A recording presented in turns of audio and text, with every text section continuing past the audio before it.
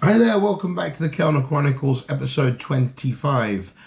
Top 10 inexpensive things to do in the Philippines. Okay, before we get to that, let's have a quick update. Why am I doing this? I believe that we need to keep hope alive of travel this year in 2021. Now that the vaccine's here, let's see. However, right now it's been pretty serious in Gibraltar. The same as UK, numbers have gone up.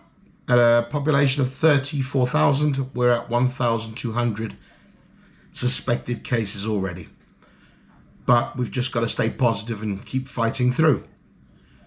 Keep hope alive, and that's why I'm doing this top 10 things, so that when you can travel, and hopefully soon, you can start to do these things on a cheaper budget. Okay, if you want to know more, hang about, and we'll be right with you.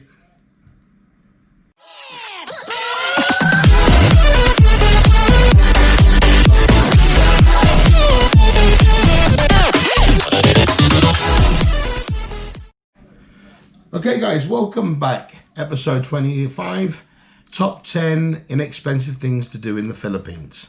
These are for all you holiday goers. Just before that, I want to give a big shout out to the 29 new subscribers we've had this week. Really appreciate it. Thank you so much. If you're a regular viewer and you haven't subscribed yet, please consider subscribing, like the videos, share if you need to, and also click the notification button as I try to give you more things you can do and things to be wary of when you're in the Philippines. So without further ado, let's get started. At number 10, island hopping. Okay, going from island to island is usually done on a ferry or ro-ro, which is a roll-on, roll-off for your vehicles. You can probably take your bike or car or whatever. It's always worth doing because it's not that expensive. It's maybe $3-4 for the trip return, or £2-3 for the trip return, depending. A bit more if you're taking a car, but not by much. I mean, you're not looking more than a $10 round trip. This is wonderful because it means you can go from island to island and do a day trip, a couple of day trips, or whatever you want to do. It's a wonderful experience. I love doing it. And I plan to do more when things open up again, if ever. Okay, moving on to number 9. One of the things you'll find is very inexpensive in the Philippines are cinemas, especially in the provinces. Remember, most of these vlogs are, or information vlogs, are for the provincial areas. This helps because they're slightly more cheaper than the main cities. A lot of the shopping malls, even in the smaller regions, will have cinemas in. And these cinemas aren't expensive. They're air conditioned, they're well maintained, and you're looking at maybe no more than $4, £3, a few euros to go watch a film. Maybe a little bit more, but not by much, which is a darn sight cheaper than the US, the UK, or anywhere else. And, you know, everybody likes the cinema, or at least I still do. So it's another inexpensive thing to do on a quiet afternoon, or maybe a rainy afternoon. It gives you something to do and a bit of fun on the big screen. Okay, moving on to number 8, waterfalls. A lot of the provincial areas, especially in places like Dumaguete in Negros Oriental, you'll find that there are volcanic mountains there, and you'll find that waterfalls exist on a lot of the big islands and smaller islands in the Philippines. I believe there's plenty in Mindanao, though be careful where you travel, get information on that. Remember that area can be quite dangerous, so beware and check. But places like Negros, the Negros Island region, Occidental and Oriental, you'll find that there are plenty of waterfalls there to be seen, and other islands inclusively. Now, to get access to these waterfalls is very, very cheap. You're looking at maybe $1, less than £1. So, €1. It's worth the while, and you can make a day of it because usually at the bottom of the waterfalls There are pools you can go swim in, barbecue areas, you can make food there, so you can take food with you, and it becomes an inexpensive day out and you can spend the entire day there. Absolutely love it. I've got photographs on my Facebook of my times there, and I want to do it again. I miss it. Okay, moving on to number 7. Following number 8 is the volcanic hot springs. A lot of these areas where there are waterfalls usually are in a volcanic area. As people will probably realize that the Philippines does have several, if not a good number of volcanoes there. And the hot springs are a fantastic, if not smelly, the sulfur, thing to do. You can go and pay a few pesos, maybe 10, 20, 30, whatever it is, less than maybe 50 cents or 50p or half a euro to go and spend your time in these hot springs. Now, the wonderful thing about it, they do have medicinal or massaging properties, and it does help your body. If you suffer from aches and pains, or even you just got muscle tiredness, it's wonderful to get in these hot springs, which are nice and hot, and let the body soak. It is wonderful. Okay, moving on. Number 6, you can go on a bike or a car trek. You can, most places or most towns or cities, you can rent a bike. And in doing so, you can do mountain trips, road trips, whatever, anywhere you want to go. And it becomes inexpensive. You'll probably only have to pay for a bit of petrol, diesel, or and just food on the way. You can spend the whole day out. Usually on a Sunday, if we're not going to the beach, my family and I will get inside our truck and we will go on a long journey wherever. We'll just pick a road and see where it leads to. And it can be quite an amazing experience because the beauty in the Philippines is unsurpassed and totally worth it. And the people you'll meet on the way, you'll enjoy their time and their company too. They're very helpful, very generous, wonderful people who live a simple but fruitful life, and they're always worth spending time with. Okay, moving on to number 5, beach days. As I said before, on Sundays, my family, we tend to choose, especially if it's a good day, the Sunday to go down the beach. We'll rent out a couple of 1 or 2 cabanas, which is like beach tents type things made out of bamboo or concreted or whatever for the whole family, because tables, chairs, all in there. And you're looking at maybe $4 for the day, £3, €4 for the day. And obviously beside it, they have facilities for barbecuing. You can bring your own food, your own drinks, spend the day down there and just have plenty of beach fun.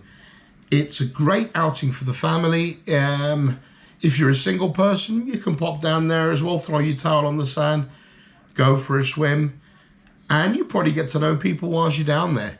And like I say, it's dirt cheap. It's not expensive. All these things are based on for people with a budget or they don't want to overspend. That happens. Backpackers, people with families, whatever.